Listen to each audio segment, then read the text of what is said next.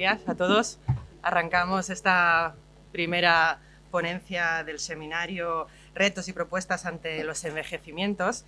Yo aprovecho también para dar las gracias a los organizadores, a la coordinadora del seminario, la profesora Sacramento Pinazo, presidenta de la Sociedad Valenciana de Geriatría, y al profesor Joan Romero, director de esta cátedra Prospect 2030.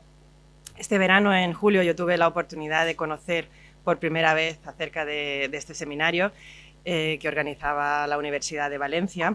Todo un desafío, es el primero que se hace en esta universidad.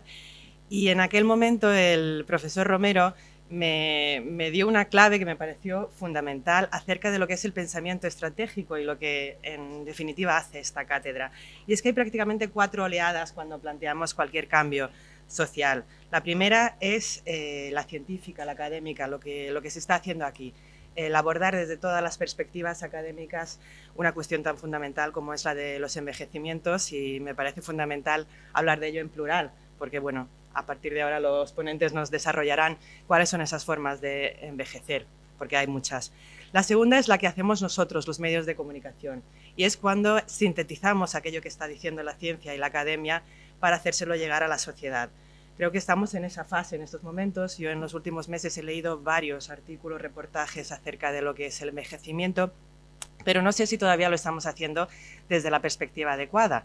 Muchas veces lo hacemos desde el punto de vista económico. La oleada de esos baby boomers, pongámoslo entre comillas, esas jubilaciones que llegan, esa generación que nació a golpe de 650.000 personas por año durante 2 décadas y cómo encajar ahora ese sistema de pensiones. Pero no solemos abordar pues, esa fase multidimensional de lo que supone los envejecimientos o las personas mayores que vienen del siglo XXI. El debate llega a la sociedad, es lo que estamos viendo ahora en la calle, y por último actúan las políticas públicas, llegan los cambios. Pero como estamos en esta cátedra 2030 de los Objetivos de Desarrollo Sostenible, el reto es igual si llegaremos a tiempo en este 2030 a desarrollar estas políticas. Yo lo planteo como periodista y luego en el debate podremos hablar de muchas cuestiones más. Simplemente daré unos pequeños datos de las Naciones Unidas. Más de 960 millones de personas en estos momentos son mayores de 60 años. Es el 13% de la población actual. Para el 2050 se prevé que se duplique. Pero para el 2030 las personas mayores de 80 años se prevé que se tripliquen. O sea que son cifras muy importantes. En la Unión Europea o en Europa es el 19% de la población el que tiene más de 60 años, con lo cual estamos hablando de esa curva demográfica donde se alarga la esperanza de vida. España es el segundo país y por contra tenemos una curva muy descendente en cuanto a los nacimientos o lo que podría ser esas nuevas, los nacimientos. En la Comunidad Valenciana la cifra es idéntica, el 19% de la población tiene más de 65 años, con lo cual realmente son retos que hay que abordar ya, y las políticas públicas, yo no sé si estarán de acuerdo todos los que hay en esta sala, porque sé que hay muchísimos municipios, en concreto en la Comunidad Valenciana hay 9 que están trabajando en ello, que están hablando ya de ciudades amigables con las personas mayores, pero si esa estrategia debe ser mucho más amplia y abordar muchísimas más cuestiones para un derecho básico, y es el de decidir cómo envejecer, decidir en todo ese espectro de envejecimientos, tener al menos la opción de envejecer de una forma activa, de una forma donde decidas cómo quieres vivir esa última etapa, donde decidas cómo quieres ser atendido y donde tengas la posibilidad también de no sentirte retirado por la sociedad una vez llegas a la jubilación, cuando existen una experiencia adquirida maravillosa que puede dar mucho a la sociedad. Pues sobre todo ello se hablará en este seminario, y en concreto, pues en esta ponencia tenemos a 2 expertos de excepción. Tenemos a la señora Dolores Puga, del Grupo de Investigación de Envejecimiento del CSIC. Voy a leer su currículum brevemente. Es científica titular del CSIC, Instituto de Economía, Geografía y Demografía, Departamento de Población, Grupo de Investigación sobre Envejecimiento, GIE-CSIC. Su actividad investigadora se ha desarrollado en el ámbito de la demografía del envejecimiento, centrándose en el análisis de las estrategias residenciales y familiares y de las condiciones de salud y bienestar a edades avanzadas. Ha sido profesora invitada en diversas instituciones internacionales, es autora de más de medio centenar de publicaciones y su investigación ha sido galardonada con diversos premios por su trayectoria investigadora. Como es la primera en intervenir, posteriormente leeremos el currículum del señor Jesús Nomberto Fernández, jefe de área de envejecimiento del IMSERSO, de envejecimiento activo del IMSERSO. Perdone. La ponencia de la señora Puga se centra en las personas, el reto demográfico, el envejecimiento demográfico cara al 2030. Bueno, pues muchas gracias. Esto está... No tengo que hacer nada, ¿verdad? Se oye bien. ¿Le tengo que dar a...? ¿Aquí? Sí, sí, el botoncito. ¿Se oye? Sí, ya está. Bueno, muy buenos días a todos. Yo, en primer lugar, quiero felicitar a la Universidad de Valencia y a la Generalitat Valenciana por la iniciativa, por la cátedra Prospect y al jefe, al director de la cátedra y a la directora de este seminario por plantear este gran reto que es el cambio demográfico y el envejecimiento de la población, y agradecerles, por supuesto, su invitación. Es un honor para mí estar hoy aquí con todos ustedes. Nos han pedido que, en primer lugar, dediquemos una parte de la intervención a contar qué sabemos y una segunda parte un poco a ver qué propuestas podría haber ante esa situación. Entonces, a mí me gustaría empezar con todos ustedes hoy, ya que empezamos el seminario sobre el reto demográfico y el envejecimiento demográfico consecuente del mismo, pues preguntarnos qué es eso del reto demográfico, ¿no? Saber un poco lo que sabemos de él, cómo se ha producido, cuáles son sus principales consecuencias, si son las mismas en todas partes y si es un cambio reversible, que también es algo que oímos, como decía hace un momento Esma, en los medios de comunicación donde está ahora el debate, con mucha frecuencia. Es una de las preguntas que, por ejemplo, a mí más me hace. Más que si es reversible, es cómo solucionamos esto, ¿no? ¿Cómo lo arreglamos? Y una segunda parte en que, bueno, pues recojamos un poco las certezas que tenemos sobre esto desde lo que sabemos, pero también las incertidumbres, porque también hay margen para la incertidumbre y tampoco estamos seguros de muchas cosas que a veces oímos, y los retos derivados del cambio demográfico. Yo los retos creo que los enunciaré porque mi impresión es que este seminario tan extraordinariamente bien diseñado, tan intergeneracional, con tantos grandes temas como tiene, es todo él una respuesta a esta primera parte, es una respuesta a los retos que produce el cambio demográfico. Entonces, un poco los retos, espero, creo, estoy segura de ello, que irán desgranándose en todas las ponencias y en todas las intervenciones posteriores. ¿Qué es esto del reto demográfico? Bueno, a veces oímos hablar de crisis demográfica, oímos hablar incluso de cosas mucho más dramáticas, de invierno demográfico, de suicidio demográfico, en fin, hasta de autogenocidio leí alguna vez, demográfico. ¿Qué es esto? Bueno, es un cambio demográfico. No es una crisis, porque las crisis son cíclicas y hay un final de la crisis y hay una posible recuperación, un ciclo inverso. Tampoco es el invierno, porque el invierno acaba y viene la primavera. Es un cambio. Creo que el debate previo de esta cátedra fue sobre cambio climático. Tiene muchas similitudes con el cambio climático. Es un cambio paulatino, muy paulatino, de largo plazo. Llevamos siglo y medio de cambio demográfico. Irreversible hasta donde sabemos. Global. Durante muchas décadas se ha discutido que esto solo iba a pasar en Europa, que esto era una cosa muy europea, que eso nos pasaba a nosotros. Está ocurriendo en todo el mundo, a todas las poblaciones. Leí el otro día un titular de un experto en cambio, una entrevista a un experto en cambio climático que decía: si alguien les dice que solo reduciendo las emisiones solucionamos el cambio climático, les está mintiendo. Bueno, voy a utilizar sus palabras. Si alguien les dice que aumentando la natalidad solucionamos el cambio demográfico, les está mintiendo. Y eso es algo que leímos, que oímos, que muchas veces, con frecuencia. Por tanto, ¿cómo se produjo esto del cambio demográfico? Vamos a alejarnos un poquito, vamos a ir nada más un pasito atrás de los humanos para tener un poco de perspectiva. Déjenme, esto tiene... Aquí. Fíjense, aquí tenemos la longevidad de distintas especies animales. Fíjense en las menos longevas. Tenemos a las moscas, a las ratas, a los conejos. ¿Cuántos hijos tienen? Todos hemos oído aquello de parir como conejos, ¿verdad? Vale. Fíjense en los más longevos. Por ejemplo, los elefantes. ¿Cuántos hijos tienen? ¿1 o 2?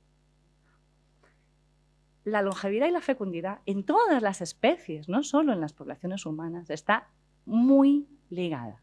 Las especies que tienen alta natalidad es porque la necesitan para reproducirse a ellas mismas, porque tienen una alta mortalidad.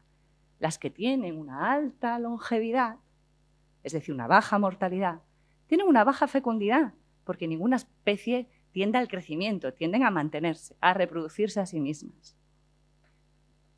Parece que a veces aspiramos a que los humanos seamos algo diferente, tengamos una baja mortalidad y una alta fecundidad. Eso no ha ocurrido nunca. Entonces, ¿qué es lo que nos ha pasado? Pues que los humanos durante miles de años, decenas de miles de años, hemos tenido una esperanza de vida desde Neandertal, desde los tiempos del hombre de Neandertal, que sepamos, entre 30 y 40 años. Estable. A mediados del siglo XIX se produce una transformación. Y desde entonces, de forma extraordinariamente estable, estamos ganando casi 4 años de vida por cada década que sobrevivimos.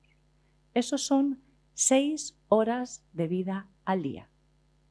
Al acabar esta mesa, si sobrevivimos a la misma, que espero que no sea mortal, habremos ganado casi 1/4 de hora de vida. Esta es la curva del último siglo y medio de cómo ha avanzado nuestra esperanza de vida máxima, es decir, nuestra longevidad como especie. ¿Esto qué ha producido? Esto ha producido un cambio en nuestra forma de reproducirnos, algo que no ha hecho hasta ahora, que sepamos, ninguna otra especie que no sea una especie doméstica, cuyo hábitat nosotros mismos hemos cambiado, ¿eh?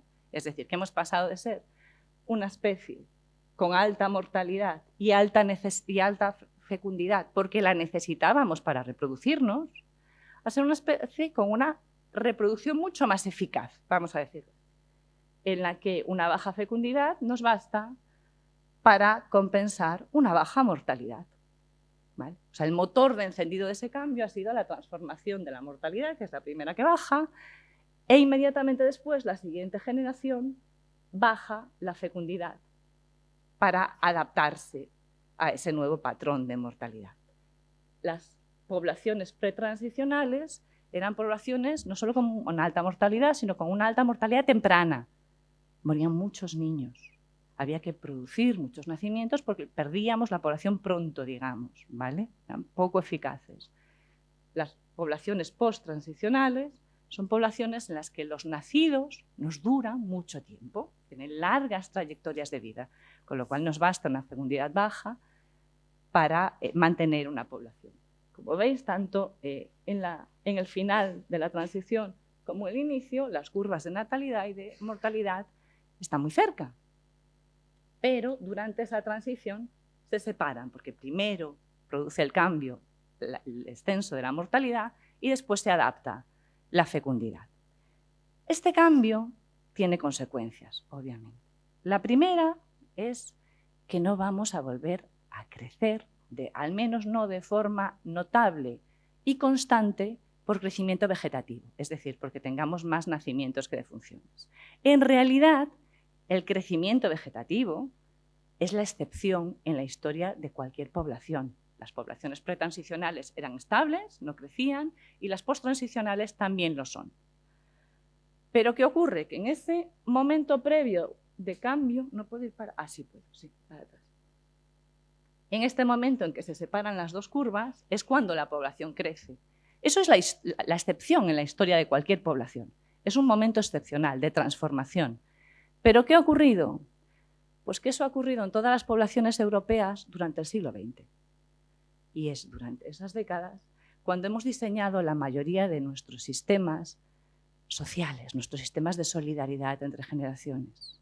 Y los hemos diseñado para una población excepcional, que no iba a ser así siempre. Los hemos diseñado para poblaciones crecientes, pero esa es la excepción en la historia de una población. Con lo cual, a veces ahora queremos, ¿cómo volvemos a recuperar eso? Tenemos que adaptarnos a la normalidad de una población, que no es estar en un momento de transición. Ya hemos hecho la transición, lo hemos acabado. Esto que ocurría, este aumento de la población, este crecimiento durante el siglo XX, aquí lo tenéis para la población valenciana más recientemente, pues está estancando. Las poblaciones a partir de ahora crecerán o decrecerán, eso poco, efectivamente, de forma moderada y por migración, por inmigración o por emigración. Pero el crecimiento vegetativo se acabó. Eso era la excepción. Lo que pasa es que fue una excepción que vivimos durante las décadas en las que diseñamos la mayoría de nuestros sistemas sociales.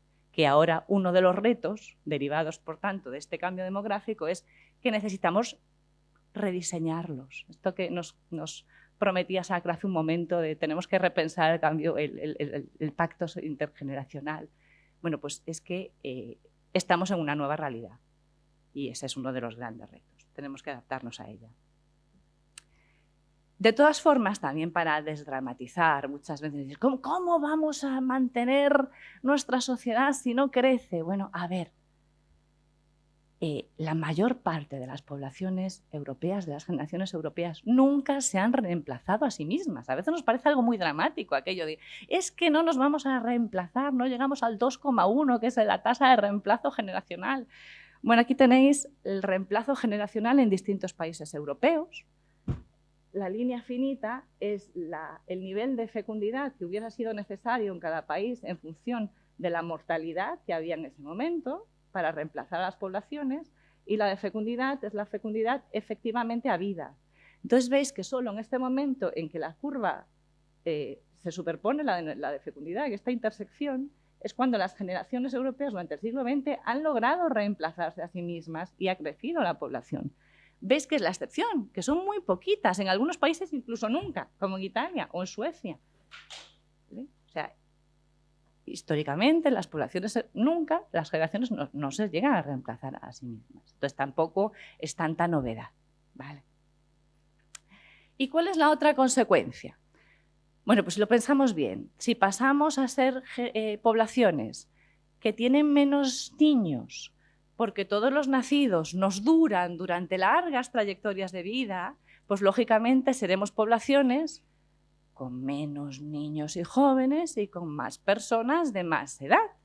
Entonces, la primera consecuencia, bueno, es que vamos a envejecer, vamos a ser poblaciones más envejecidas.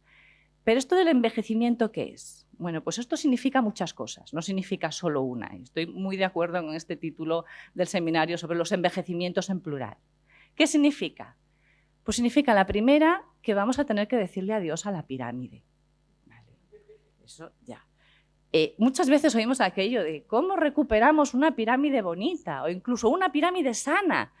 Y a mí me asusta un poco porque, si les digo la verdad, la pirámide es la forma menos sana de una población que nos podemos imaginar, porque exige que mueran niños desde el primer año de vida para que tenga forma de pirámide. ¿Hacia qué vamos? Vamos hacia una columna, ¿vale? Esa será la población del futuro, que quiere decir que casi todos los nacidos vivirán durante un largo periodo y seremos más iguales ante la muerte. Pues aquí irán desapareciendo, digamos, los miembros de las generaciones, pero tendrá una forma más similar a una columna. Esta es la población española actual, en donde tenemos algo que los demógrafos llamamos el dividendo demográfico, que en realidad es un periodo desde el punto de vista demográfico muy positivo, en que podríamos estar llenando todas las arcas, porque tenemos el máximo de población en las edades adultas, en las edades potencialmente activas. Nunca antes habíamos tenido una base tan baja, es decir, los dependientes por abajo habían sido menos, y nunca más volveremos a tener una cumbre tan estrecha también, porque no solo son todavía generaciones pretransicionales, sino que además aquí tenemos las generaciones vacías de los no nacidos por la guerra.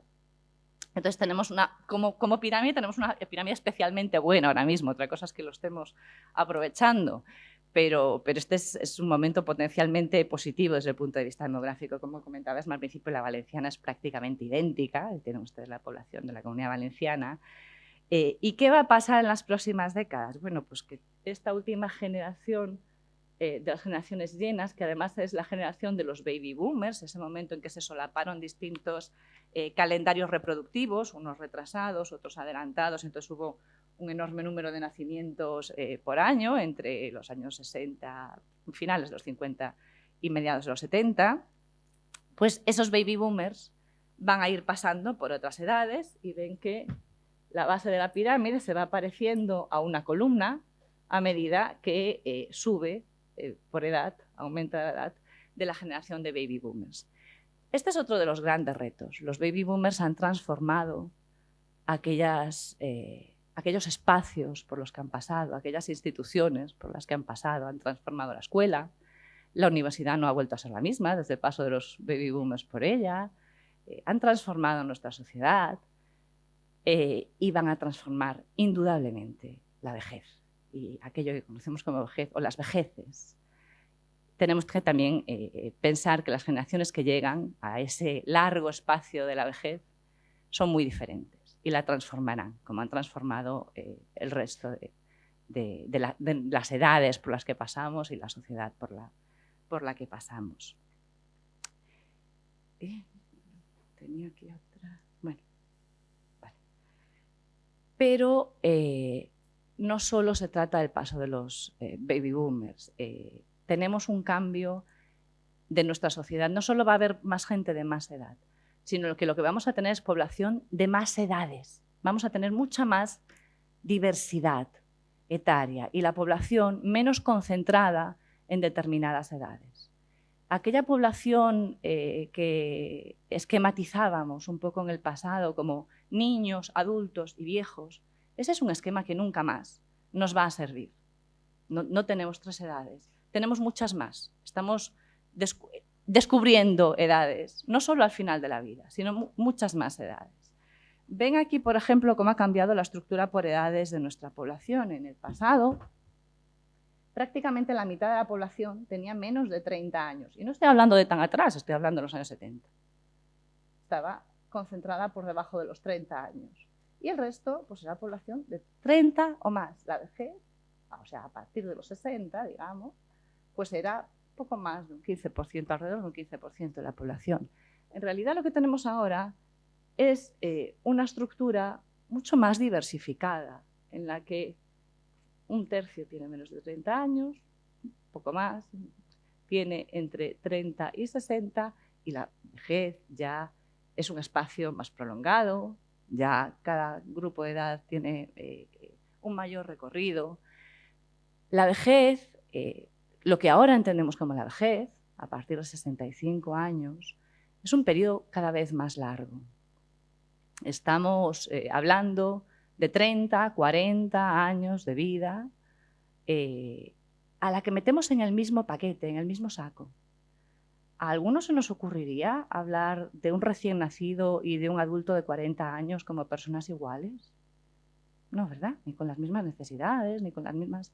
Pues a veces hablamos de una persona de 60 años y de un centenario como si fueran exactamente lo mismo, ¿no? Estamos hablando de un periodo larguísimo y muy heterogéneo. Entonces tenemos ya que empezar a dejar de hablar de la vejez y efectivamente pues, hablar de vejeces y de distintas edades. Estamos, les decía, perdonad, este es lo mismo, la estructura por edades, el cambio en la estructura por edades en la Comunidad Valenciana, que es muy similar al que les enseñaba para España. Estamos descubriendo nuevas edades. Por ejemplo, el número de personas que fallecen con 100 o más años está creciendo exponencialmente. Estamos explorando como población edades que hasta ahora solo habíamos explorado como individuos. Solo conocíamos como individuos, muy puntualmente, siempre ha habido centenarios, pero era algo muy excepcional. Está dejando de ser excepcional. Estamos llegando a ello ya como población. Es una edad que ya no es tan excepcional. Pero no solo estamos explorando nuevas edades, estamos descubriendo nuevas edades al final de la vida. Déjenme volver al gráfico anterior. Sino que ahora, por ejemplo, entre niños y adultos tenemos adolescentes y una juventud muy prolongada. Y ya hablamos de adultos jóvenes y de adultos maduros. bueno, pues también tenemos lo que Calache llama gerontoadolescentes, ¿no? Estamos descubriendo una nueva adolescencia al inicio de la vejez. Tenemos adultos mayores, mayores jóvenes, tenemos ancianos y tenemos esto que les enseñaba, que ya es la ancianidad extrema, digamos, ¿no? Los centenarios. Tenemos muchas edades distintas y muchas situaciones distintas a lo largo de esa vejez que es plural, prolongada y heterogénea, muy heterogénea. Y tenemos que hablar cada vez más de la heterogeneidad de la vejez y no dejar que a veces una cierta imagen prototípica, sobre todo ahora que esos baby boomers van a llegar al inicio, están llegando al inicio, a las puertas de esa vejez joven y serán tantos, nos oculten otras realidades de esa vejez. Y además nos está pasando también otra cosa, y es que muchos científicos, por ejemplo, están empezando a hablar de que en realidad no estamos envejeciendo como sociedad, sino que estamos rejuveneciendo. ¿Por qué? Porque a las mismas edades que generaciones pasadas tenemos mayor esperanza de vida e incluso mayor esperanza de vida con buena salud. Es decir, a cada edad somos más joven de lo que nunca fue ningún antepasado nuestro, ninguna generación anterior a esa edad. Es decir, si en vez de medir nuestra edad hacia atrás, desde que nacimiento, miramos hacia adelante, hacia lo que nos queda por vivir, en realidad seríamos más jóvenes. Entonces también muchas de las propuestas, hipótesis en las que se está trabajando para abordar los retos que dejan estos envejecimientos, este cambio sobre nuestra sociedad, tiene que ver con eso, ¿no? Con entender que no solo nuestra vida es más prolongada, sino que eso implica que somos más jóvenes que antes a las mismas edades. Y como les decía, esto es algo que solo nos pasa a nosotros, porque a veces también oímos, ¿no? Esto de, bueno, es que Europa está envejeciendo, el sur de Europa, y parece que solo nos ocurre a nosotros. Y de hecho, durante muchas décadas en el debate académico esto fue algo también muy controvertido y que se discutía, que solo iba a envejecer Europa, esto era algo muy europeo y no iba a ocurrir en otras poblaciones. Bueno, pues no, o sea, está envejeciendo el conjunto de la población mundial y esto es un fenómeno global. Todas las poblaciones están sufriendo el mismo proceso de transición demográfica que les enseñaba al principio. Entonces, ¿por qué tenemos distintos niveles de envejecimiento? Bueno, tenemos distintos niveles de envejecimiento, en primer lugar, porque empezamos ese proceso de transición en distintos momentos. Europa lo hizo a mediados del siglo XIX y otras áreas del mundo, otras regiones del mundo, lo han hecho con posterioridad. Pero también en Europa, que más o menos tenemos el mismo calendario de transición demográfica, tenemos áreas con un envejecimiento notablemente distinto, ¿no? Entonces, ¿cuál es la otra diferencia si todos estamos sufriendo el mismo proceso? Pues que lo estamos sufriendo a distinta velocidad. Esto no ocurre a la misma velocidad en unas áreas que en otras. ¿Y cuál es aquí la dinámica que marca la diferencia? Hasta ahora les he hablado de longevidad y de fecundidad. Bueno, pues en este caso son las migraciones. La emigración es el acelerador más potente del envejecimiento demográfico que conocemos. ¿Por qué? Porque sufren en las poblaciones que tienen una intensidad importante emigratoria, sufren el mismo proceso que le he descrito hasta ahora de descenso de la longevidad y de la fecundidad, agravado por que las personas, o sea, digamos que sufren ese proceso de envejecimiento en paralelo por 3 vías, por lo tanto es mucho más rápido. Uno es el que le he descrito, de cambio en la longevidad y en la fecundidad. Otro es que directamente pierden población joven, que es la que emigra habitualmente, es la que tiene mayor probabilidad de emigrar, son las edades de máxima emigración. Y el tercero es que además pierden los nacimientos a los que darían lugar esa población joven, que es la que está en edades reproductivas, con lo cual envejecen muchísimo más rápido, envejecen por 3 vías en paralelo. De forma que muchas de estas áreas que ven ustedes más oscuras, y en la Comunidad Valenciana, por ejemplo, también hay un bastante contraste entre las áreas de costa y las de interior, y hay bastante diferencia en la rapidez del envejecimiento, en la velocidad del envejecimiento. Muchos de esos municipios, muchas de esas regiones, de esas áreas más envejecidas, tenían hace 30 años, por ejemplo, sin exagerarles. La misma pirámide de población que tenemos hoy en el conjunto de la Comunidad Valenciana o en el conjunto de España. En 2015, por ejemplo, tuvo cierta repercusión en los medios de comunicación, una cierta alarma, porque era el primer año que en España las defunciones eran mayores que los nacimientos. Eso ocurre en muchos de estos municipios que ustedes ven más oscuros, pues desde finales de los años 80 aproximadamente del siglo XX. Es decir, van como con 30, 40 años de anticipación.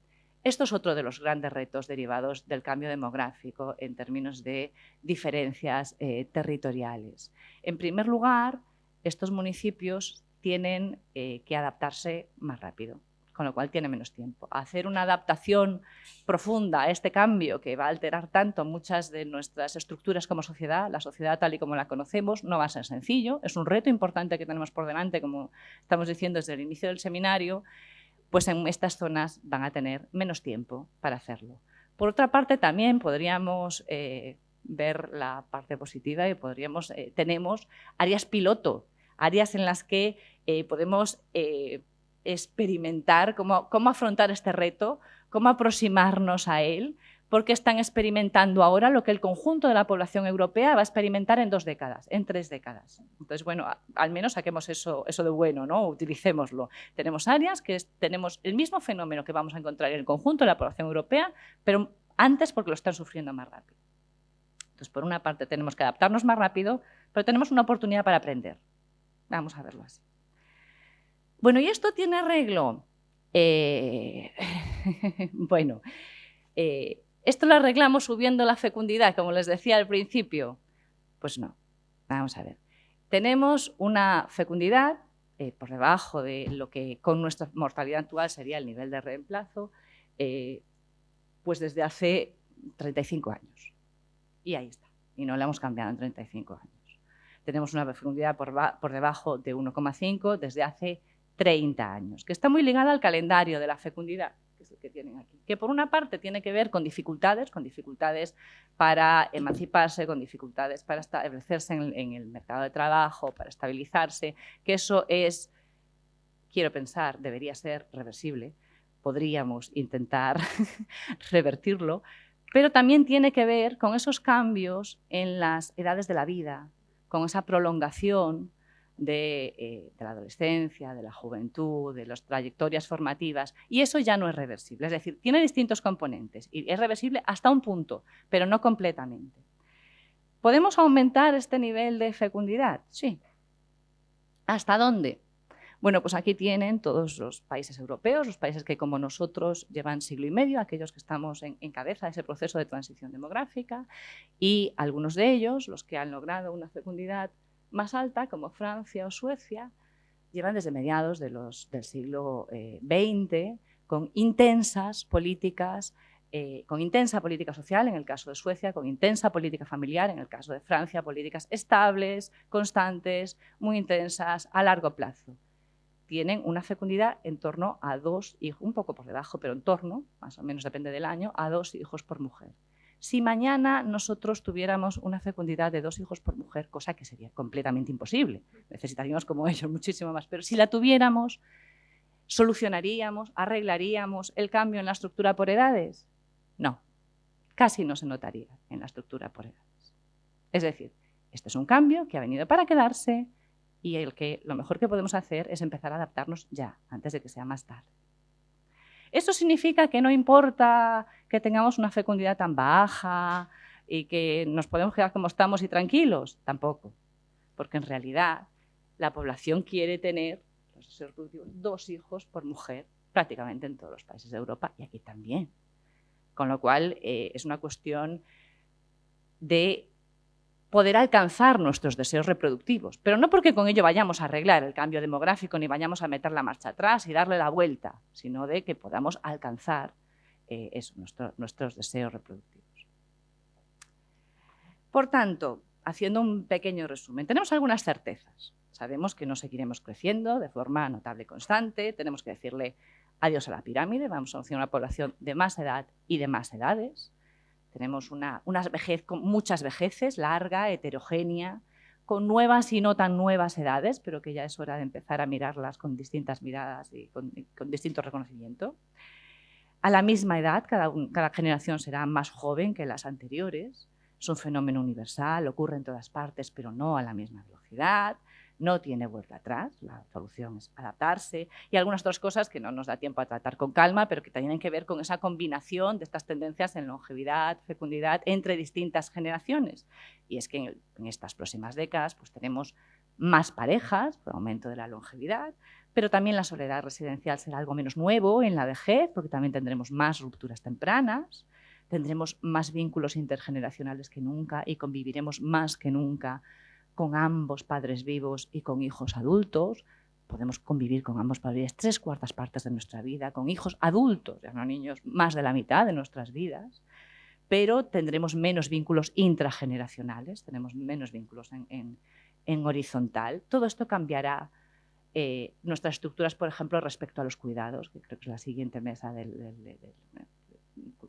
tendremos más parejas, tendremos en menor medida esa figura, el pasado de la hija cuidadora en edad adulta, está en vías de extinción. Quiero decir, todo esto va a cambiar. El cambio demográfico está afectando a todas estas estructuras en las que en buena parte nos hemos apoyado hasta ahora. Pero cuidado porque también tenemos incertidumbres y a veces oímos con absoluta seguridad algunas afirmaciones que la verdad es que yo no estoy nada segura y a veces incluso que generan alarma, ¿no? Y muchas veces oímos cosas como, a ver, es que en 2060 el 30% de la población será mayor. Yo cuando digo cosas como esta, pues lo primero digo, o no. O sea, la verdad es que tenemos pocas certezas a ese respecto. Por ejemplo, para hacer esta afirmación, la primera incertidumbre es el denominador. A ver, en demografía, la demografía tiene mucha inercia. Porque tenemos una expectativa de vida de 100 años por delante y la población que va a estar ahí dentro de 100 años ya ha nacido y ya sabemos cuántos son, ¿vale? Entonces, las cosas cambian con poca rapidez. Como les decía al principio, estos son cambios que vienen de siglo y medio atrás. Entonces, bueno, sabemos que esto no va a ser lo que estoy contando no va a ser completamente distinto en las próximas 3 décadas. Sabemos más o menos cómo va a ser nuestra población, pero exactamente cuánta va a ser, pues miren, ya una bola de cristal sí que no tenemos. Las proyecciones de población son ejercicios técnicamente impecables, pero que exigen hipotetizar sobre fenómenos tan variables como las migraciones, extraordinariamente ligados al mercado de trabajo, y a ver quién ha sido capaz de prever hasta ahora los ciclos en el mercado de trabajo. Entonces, fíjense ustedes solo, a modo de ejemplo, 5 minutos, menos. Vale. A modo de ejemplo, las últimas proyecciones, bueno, estas fueron las que hizo el INE antes de la crisis, esta es la que hizo en 2009, esta es la que hizo solo 3 años después, en 2011, aquí tienen el horizonte 2030, hay 4 millones de personas de diferencia, esta es la última del INE, la de 2016, y el mismo año Eurostat, con el mismo horizonte de partida, esta es la que hace Eurostat. Entre una y otra hay más de 4 millones de personas en 2030, más de 8 millones de personas de diferencia en 2050. Créanme, 8 millones de personas en un denominador se nota. Pero es que también tenemos incertidumbres respecto al numerador. Población, tendremos más del 30% de la población mayor. Oiga, ¿qué va a ser población mayor en 2030? Les decía hace un momento que a la misma edad somos más jóvenes que nunca si miramos hacia adelante en vez de hacia atrás, en función de la esperanza de vida que tenemos. Hay propuestas como la de Sanderson y Sherford, son hipótesis, son propuestas de trabajo, pero que están empezando a poner en duda que tengamos que medir la vejez necesariamente desde los 65 años, que es un umbral que en España se estableció en 1919, que la primera vez que se estableció fue en la Alemania de Bismarck. Dice la leyenda que porque era la edad de Bismarck y del emperador, pero claro, que ya tiene sus años. Entonces, bueno, si esto, por ejemplo, la propuesta de Sanderson y Sherford es que establezcamos un umbral móvil de la vejez cuando falten 14 años de esperanza de vida. Tiene muchas dificultades para ponerlo en operativo, ¿vale? Porque la esperanza de vida no es igual para hombres que para mujeres, no es igual por nivel de educación, no es igual por clase social, no es igual por el lugar de residencia. Es difícilmente operacionalizable así, pero es una hipótesis que empieza a poner en cuestión muchas cosas, ¿no? Entonces ahí cambiaría mucho, por ejemplo, esto es un ejercicio de unos colegas, si la utilizásemos, pues cambiaría mucho no solo el umbral de jubilación ahora, sino en las próximas décadas. Hay otras, por ejemplo, esta es en función del riesgo de muerte. Empezaría la vejez cuando superase el 1% y cambia mucho, y la vejez avanzada cuando superase el 10%, y ya ven las edades en las que nos moveríamos. Es decir, se está empezando a poner en cuestión con distintas propuestas, pero se está empezando a poner en cuestión. Por tanto, propuesta, y voy acabando. Primero cambiamos la pregunta. Dejémonos ya de aquello de cómo solucionamos el envejecimiento y empecemos a preguntarnos cómo nos preparamos para él, cómo nos adaptamos a él. Y si vamos a tiempo, creo que no, que ya no vamos a tiempo, que ya empezamos a ir tarde, que empezabas preguntando tú, Esma. La salud, los planteo, y creo que a lo largo de este seminario se hablará de todos ellos. La salud, fundamentalmente, no se alarga el periodo con necesidades graves de ayuda, con dependencia para actividades básicas, sino que se retrasa, ¿vale? Son sobre todo los últimos 4 años de vida. Tienen aquí la evolución de la esperanza de vida y la esperanza de vida con buena salud. Y ven que más o menos son paralelas las curvas. Pero sí que aumenta mucho la cronicidad, fundamentalmente por una buena noticia, porque sobrevivimos con problemas crónicos. Ven que a los 75 y a los 80 años esta es la esperanza, esta es la tasa de buena salud percibida. Lo que aumenta es la esperanza de vida con problemas crónicos, y ligeramente ya a los 80 años con limitaciones para actividades instrumentales. Pero generación a generación sigue descendiendo, incluso todavía para actividades básicas. Lo que aumenta es mucho la población con problemas crónicos. Y esto tiene consecuencias no solo sobre el sistema de salud, sobre el consumo de medicamentos, sobre efectivamente plantear retos. En cuidados de larga duración tenemos muchos retos también. Tendremos más parejas, la figura de la cuidadora de otra generación, la hija en edad, la hija adulta, no activa en el mercado laboral, es una figura en extinción. En mayor medida tendremos parejas como cuidadores principales, pero eso significa que serán personas frágiles cuidando a otras personas frágiles, y eso significa aproximarnos de otra manera. Probablemente necesitaremos más adaptaciones. Van a hablar también de ciudades amigables, me parece, pues más adaptaciones del entorno, más adaptaciones a la vivienda, más ayudas técnicas. Pensar los servicios de larga duración para otro perfil, ¿vale? No vamos a contar con las mismas redes que hasta ahora, y vamos a tener más cuidadores frágiles que se cuidan mutuamente entre ellos. El gran reto, las áreas de baja densidad. Les enseñaba hace un momento el mapa de envejecimiento demográfico. A mí más que ese me preocupa este. Es un índice de diversidad etaria que mide la probabilidad de salir a la calle y encontrarme con una persona que tenga una edad diferente de la mía, que sea de una generación diferente de la mía. Las zonas más rojas, más oscuras, son zonas donde es muy poco probable salir a la calle y encontrarme con personas de otra generación, donde viven personas mayores entre personas mayores, fundamentalmente. Podría ser donde viven jóvenes entre jóvenes, pero eso casi no pasa. Entonces, fundamentalmente son áreas donde viven mayores entre mayores. Esto me parece un reto todavía mayor, porque sabemos que esas personas sí tienen mucha más fragilidad, ya no solo individual, sino ambiental. Es muy importante que las redes sean intergeneracionales, que sean diversas, porque no me da tiempo a detenerme, pero sabemos que tenemos acceso a distintos tipos de recursos, desde información, apoyo emocional, apoyo instrumental, distintos tipos de recursos en función de que las redes sean diversas y las personas que las componen son diversas. Y en esas áreas que les enseñaba, las redes están fundamentalmente compuestas por personas de nuestra generación, amigos, vecinos, primos, hermanos, y esas redes además son mucho más frágiles a los riesgos que vienen pues, con la longevidad. Están sujetos a los mismos riesgos de supervivencia y de salud que nosotros mismos. Entonces son redes que se deterioran, que se fragilizan más rápidamente. Entonces ahí tenemos un reto importante. Envejecimiento activo. Les hablaba hace un momento del paso de los baby boomers. A ver, tenemos que repensarlo. no nos va a valer para las próximas generaciones que lleguen a la vejez los programas, las políticas, las que tenemos diseñadas, que hemos diseñado para las que la han pasado previamente. Son probablemente las generaciones más sofisticadas de la historia de este país, las que van a transitar la vejez en las próximas décadas. Han cambiado nuestro país y van a cambiar la vejez.